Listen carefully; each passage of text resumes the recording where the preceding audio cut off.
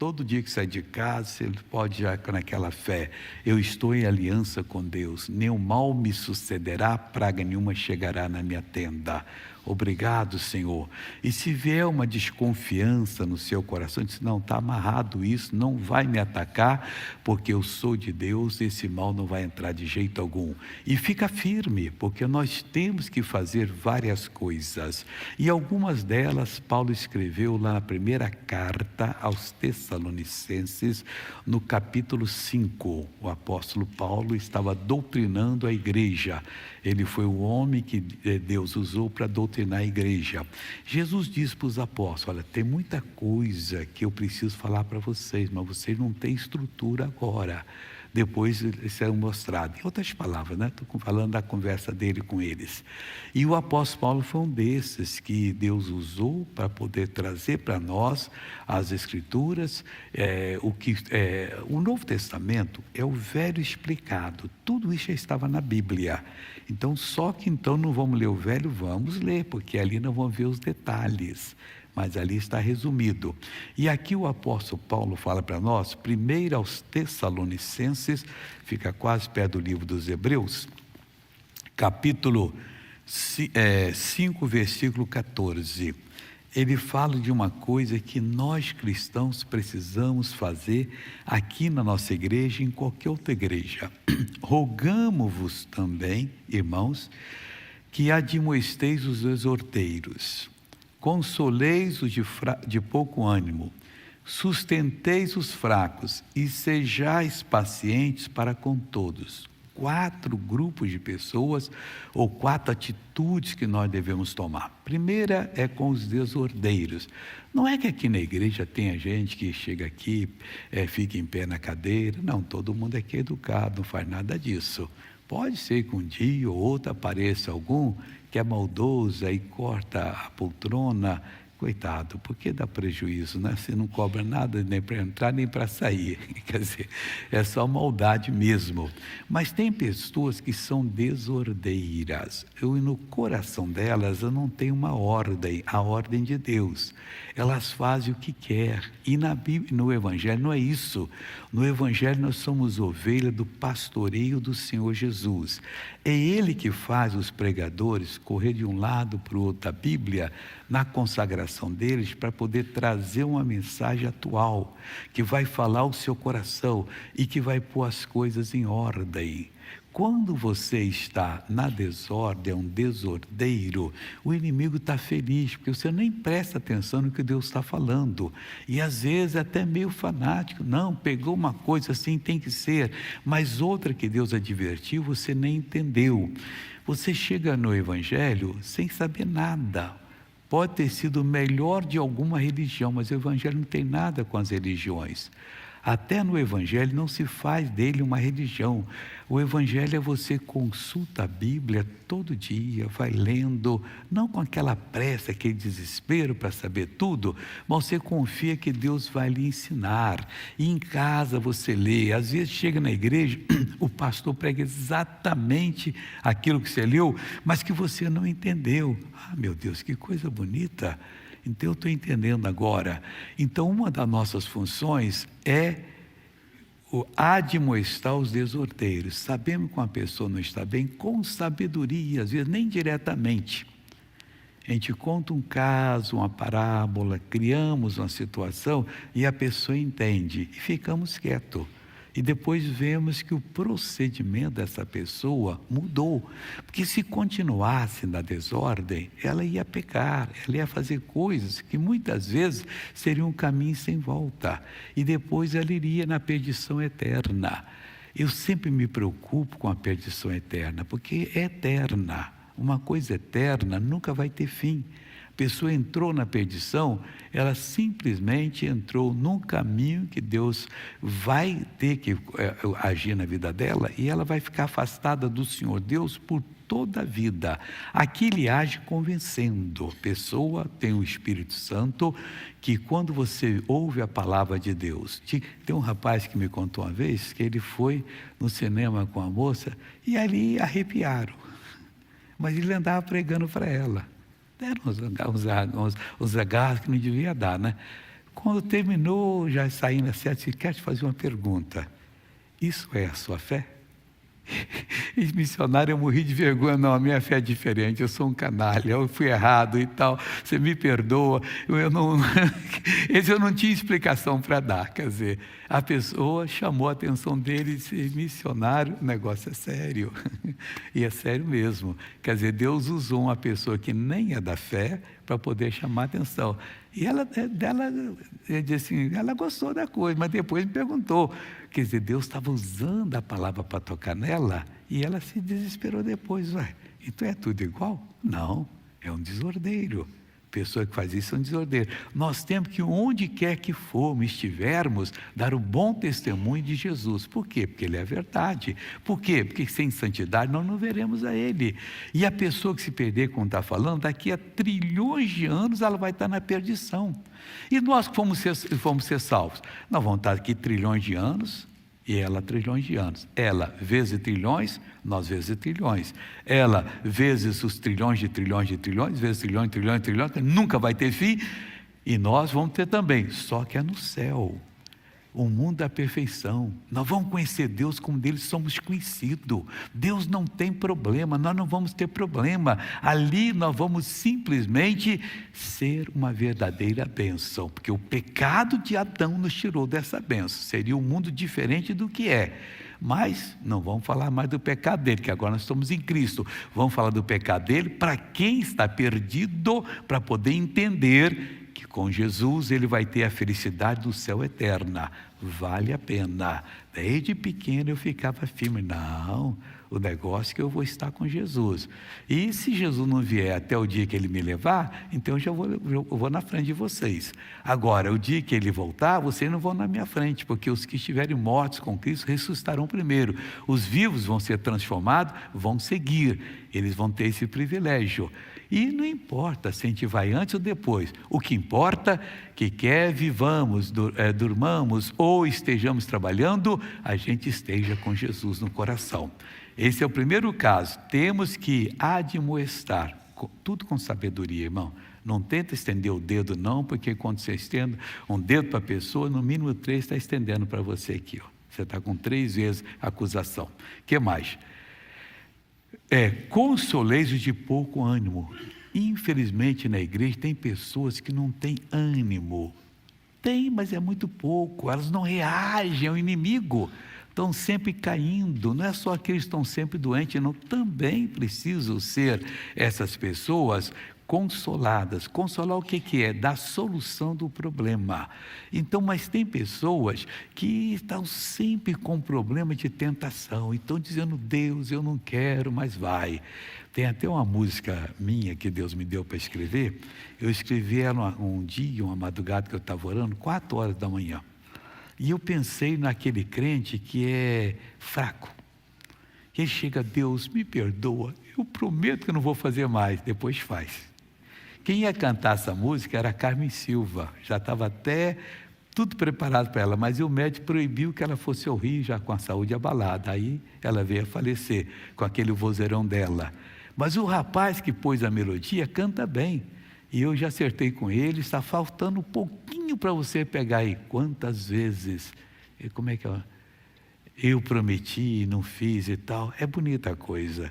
Aí o nome da música é Página Virada. Ele se acertou com Deus, ele canta Página virada, decisão tomada. Aquele vozeirão, né? Quer dizer, e vai ficar muito bonita essa coisa. Mas nós temos que estar nesse aqui, olha, consolar os de pouco ânimo. Porque até a pessoa que está doente, sempre doente, ela vai levantar, porque não tem isso, pessoal. A Bíblia é verdadeira. Jesus levou nossas doenças e enfermidades. O Kenneth Hagin tem um livro dele que ele conta que ele teve um encontro com Jesus. Vai escutando. E Jesus disse para ele, olha, quando você estiver pregando, você sentir, eu não lembro o que ele tinha que sentir, e assim, você pode parar a pregação e orar, que eu vou orar a pessoa, eu vou curar a pessoa de qualquer doença. E ele disse, irmãos, eu estou sentindo aqui agora, com o tempo eu já esqueci o que era, estou lembrando de um outro que sentia a mão quente, eu não sei se é do rei que foi esse, acho que não, esse foi um tal de Dr. Valdez que contou, e esse aqui eu estive na reunião, Eu tinha o quê? 20 anos, 18, 19 para 20 anos por aí. Foi lá no Rio de Janeiro, no auditório da Associação Brasileira de Imprensa. Ele falou que encontrou Jesus em Jerusalém, contou tudo ali, não vou contar se vou perder o tempo todo aqui. E quando você sentir a mão quente, você pode parar e orar por qualquer pessoa. Ele disse, eu quero aqui agora, aqui na frente, quem tem bócio. O bócio é aquele caroço aqui na garganta que dá. Aquele caroço. Aí a pessoa veio, ele não tocou em ninguém. Eu estava sentado assim, como se fosse essa fila, lugar daquela irmã ali, aqui tem 6 bancos, eu estava no terceiro, mais ou menos terceiro banco, segundo ou terceiro. E eu falei assim, e eu estava aquele tempo estudando, né? Então disse que quando a pessoa começa a hipnotizar você com palavras, você morde o dedo, falavam isso, né? Se você sentir dor, você não está hipnotizado. Eu não estou sentindo dor. E ele chegava assim, e falando inglês, em nome de Jesus, ele ia chegando assim uns 10 centímetros, e o bócio sumia. Por que é isso? Não estou hipnotizado, o negócio é real. Eu nunca vi um caso daquele. Teve de 3 a 5 pessoas que foram na frente e desapareceu na hora. Irmão, Jesus cura, está escrito que Ele não cura, Ele já curou. Nós temos que entender, temos que montar no cavalo para poder fazer a obra. É outra lição que eu já dei esse dia aqui, talvez você não viu. Continuando aqui. Consolei de pouco ano, sustenteis os fracos. Ele é fraco, está sempre com problema de tentação, está sempre sendo mandado embora do emprego, porque não faz aquilo para que ele está sendo pago. O empregador não vai ficar com o empregado, e se você fosse também, não vai ficar. Eu te paguei, porque você não quer fazer, então está despedido. Está sempre com problema, e sempre chorando e tal, negativo o tempo todo. Essa pessoa tem que ser sustentada. Tudo isso aqui pode estar acontecendo dentro da sua casa, um ou outro caso. Isso é para nós melhorarmos o nosso serviço a Deus. E sejais pacientes para com todos. Não se impaciente nunca. Mas esse irmão não emenda. Nós vamos unir para orar mais por ele. Vamos pedir o pastor para consagrar mais, para poder dar aquela mensagem, que às vezes a culpa está em nós, pastores. A gente está dando uma mensagem fraca e você não está sendo alimentado. Não tem jeito. Teve um cidadão que falou comigo uma vez, tem anos isso, como as coisas voltam. E ele falou comigo, missionário, eu peguei o caminhão, entrei na rodovia para me matar. Quando veio um igual, eu acelerei e fui na frente dele. Fiquei todo quebrado. Falei, por que você fez isso? É que eu vou contar para o senhor. Na igreja que eu pertencia, éramos 22 empresários. Todo mundo ali era bem de vida e eu também era. E disse, a igreja é feliz. Aí mudaram o pastor e o outro pastor não ensinava mais nada para nós. Era um Rolando Ler que ele falou, e tal. E todo mundo foi perdendo tudo, eu também perdi. Aí eu fiquei, o que eu faço? Estou quase 60 anos, agora vou começar de novo, quando eu vou começar? Aí a fraqueza veio, missionário, eu fiz um bom seguro para minha mulher e para os filhos e tudo, e fiz esse negócio. Graças a Deus que eu estou todo arremendado, mas estou vivo, porque senão eu não ia para o céu não. Eu estava roubando o seguro, eu fiz a coisa querendo fazer e eles iriam receber. Como se o carro deu um defeito, mas foi tal batida que não ia provar que não foi defeito. Negócio sério. Agora não, agora eu me acertei com Deus. Que bom, agora só busca a Deus, que Deus pode prosperar o senhor, mas não seja mais fraco de jeito nenhum, porque está com problema uma pessoa dessa. Então, ele diz assim, e sejais pacientes, seja paciente com aquele que é fraco, com aquele que não está correspondendo ao que Jesus dá, que Ele deu poder sobre todo o poder do inimigo, e aí está perdendo a bênção. Nós temos aqui um assunto muito importante, que eu quero tratar com você, sobre uma declaração aqui da Bíblia Sagrada, que vai lhe ajudar bastante. Aqui começa no versículo 21, Jesus chegou na cidade de Cafarnaum. Cafarnaum fica à beira do mar da Galileia. Lá ainda tem vamos dizer assim, um esqueleto de uma sinagoga, que foi onde Jesus pregou. E só tem as colunas, não tem mais cobertura, e talvez tenha sido ali que aconteceu isso. E diz o seguinte, entraram em Cafarnaum, onde eles tinham colocado o quartel-general dele, a sede do ministério. Ele nasceu em Belém, foi criado em Nazaré, mas depois veio para Cafarnaum, dali ele fazia as incursões e voltava. E foi ali que ele deu o Sermão da Montanha. Tem lá um morro lá que você vê a multidão, não vê a multidão, onde a multidão sentou-se e Jesus ensinou. Entraram em Cafarnaum e logo no sábado, indo ele à sinagoga, ali ensinava. A parte principal do ministério de Jesus era o ensinamento. O ministério dele dividia em 3 partes. Primeiro, ele ensinava, depois ele pregava, depois ele usava o poder de Deus. Não dá para inverter. Claro que Deus é soberano, pode inverter a ordem, mas nós devemos seguir essa ordem. Sempre devemos ensinar as pessoas o que é o errado, certo, pela Escritura. Nunca baseado em conceitos nossos, nem dogmas da igreja. Se não está na Bíblia, é lixo. Estando na Bíblia, é coisa útil. Então ele ensinava. E maravilhava-se da sua doutrina, porque os ensinava como tendo autoridade e não como os escribas. Aí eu vou parar um pouquinho aqui para explicar para você. Ele ensinava como tendo autoridade, ele demonstrava poder, a palavra dele era positiva. Com Jesus não tinha, talvez Deus vai abençoar. Não, Deus vai abençoar. Se você crer, essa era a mensagem dele. Você vai ver a glória de Deus. Aqui nós hoje não fazemos a mesma coisa. Parece que a gente tem assim um pouco de medo. Estou falando aqui na igreja, não adianta falar de tanto assim, porque você já cansou de ouvir. Mas quando você vai a um lugar novo, a gente tem que ajuntar o povo e explicar o que é o Evangelho. O Evangelho é o poder de Deus, mas também para o cristão. Tem gente que passa a noite toda, Deus, me dá poder, me dá poder, me dá poder, manda poder. A Bíblia fala que ele já mandou. O apóstolo Paulo disse, eu não me envergonho do Evangelho. Aí você pergunta a ele, por que apóstolo Paulo? Ele diz, porque é o poder de Deus, está escrito isso.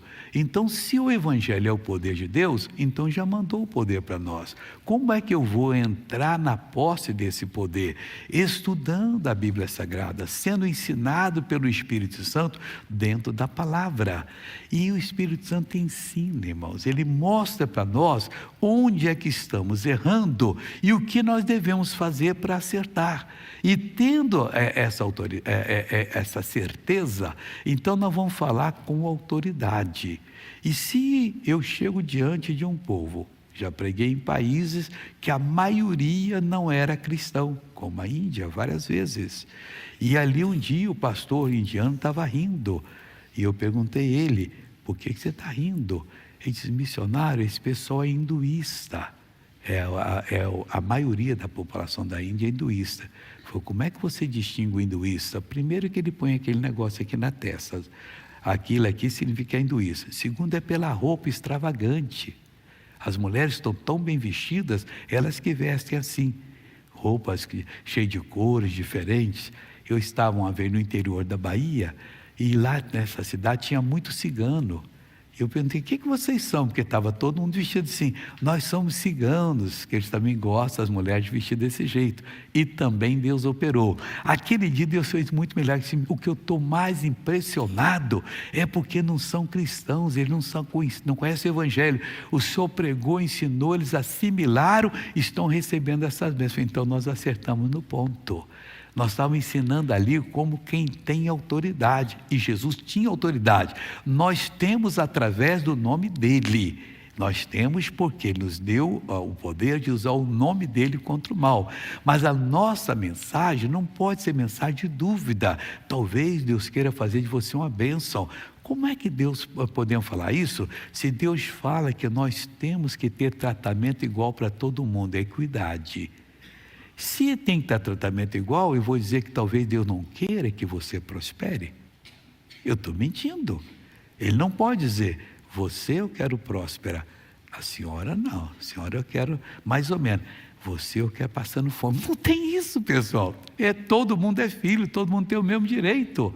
Na hora que você entende o sim de Jesus, como ele falou para o leproso chegou coberto de lepra, prostrou-se diante dele, veio correndo, disse, Senhor, se quiseres, bem podes me purificar.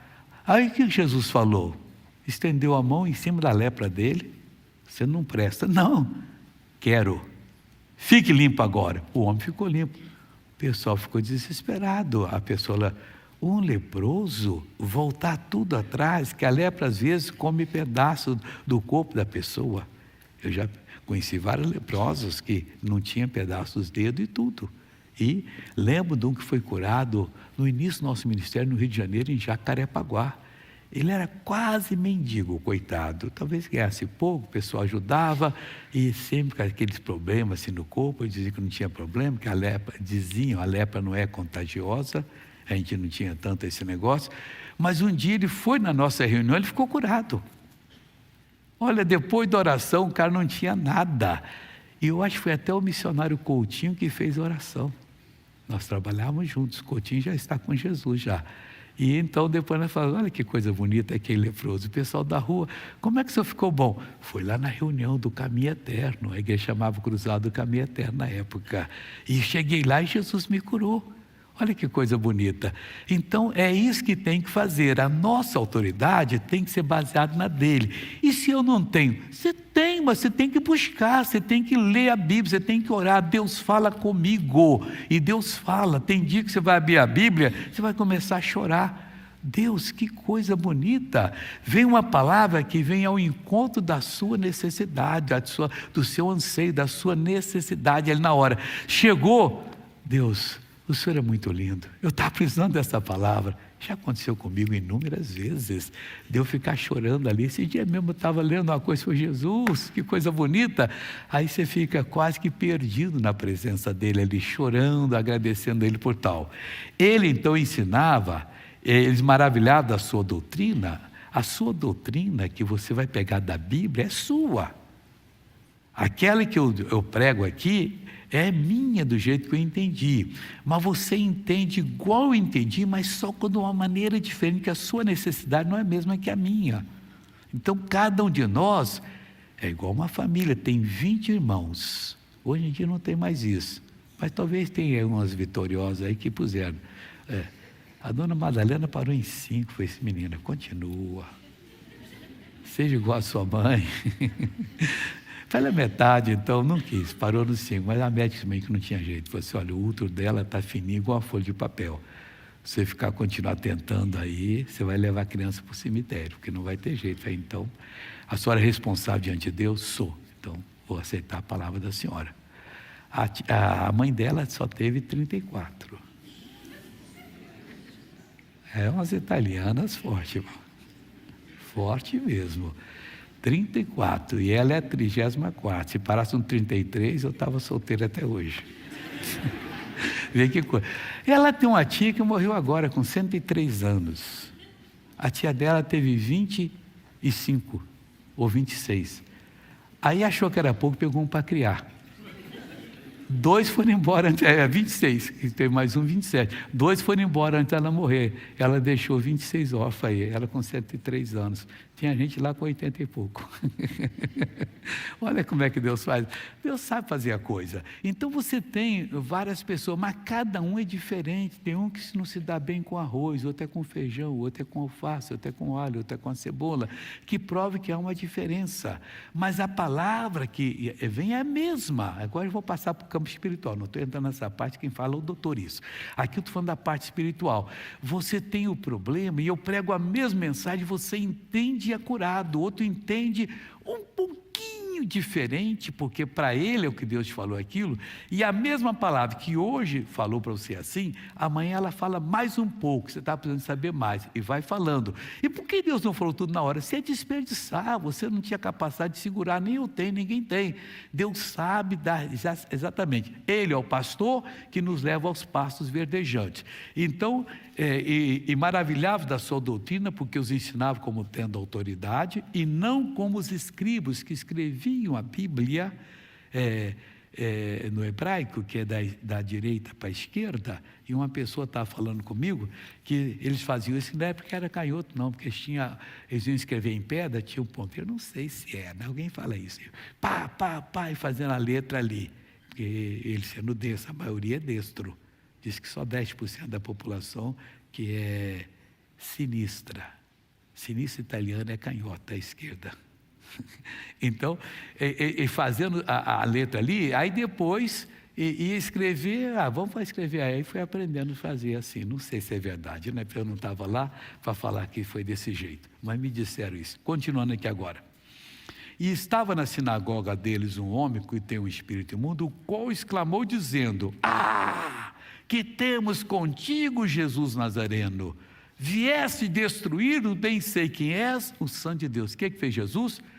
E repreendeu Jesus, dizendo: cala-te e sai dele.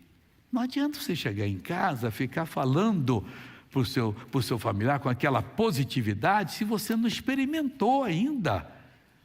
Quando ele sabe do seu problema, você ouve a palavra e é curado, vai dar o testemunho. Como é que isso aconteceu? Aconteceu assim, assim, assado. Não tenta explicar demais não. Deixa que Deus faz a obra no coração dessa pessoa. Daí um pouquinho toda a família está vindo para o Evangelho, porque no Evangelho há o poder de Deus. O Evangelho não é religião. É Deus encontrando com você, Deus suprindo a sua necessidade e quer suprir, irmãos. Você faz um favor a Deus quando você crê, porque Ele aí, sem fé é impossível agradar, não tem conexão com Ele. Usou a fé e creu, Ele opera e mais pessoas vão ser abençoadas. Ele é Pai, Ele quer toda a humanidade livre do pecado, das enfermidades, dos problemas. E Ele vai lhe dar essa vitória em nome do Senhor Jesus. Amém?